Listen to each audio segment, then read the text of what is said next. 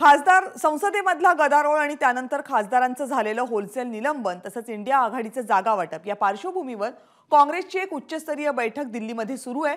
बैठकीला मल्लिकार्जुन खरगे, राहुल गांधी, प्रियंका गांधी यांच्यासह अशोक चव्हाण, रजनी पाटील, बीके हरिप्रसाद, हरीश चौधरी यांच्यासह अनेक दिग्गज नेते सध्या उपस्थित आहेत।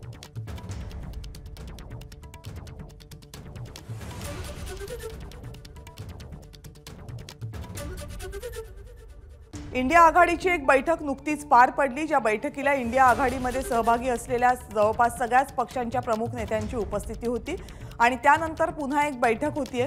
खरं तर संसदेमध्ये सध्या प्रचंड गदारोळ सुरू आहे, कारण 141 खासदारांचं निलंबन झालेलं आहे आणि त्यानंतर खासदारांचे निलंबन आणि आघाडीमधलं जागा वाटप याच पार्श्वभूमीवर काँग्रेसची ही उच्चस्तरीय बैठक दिल्लीमध्ये सुरू आहे।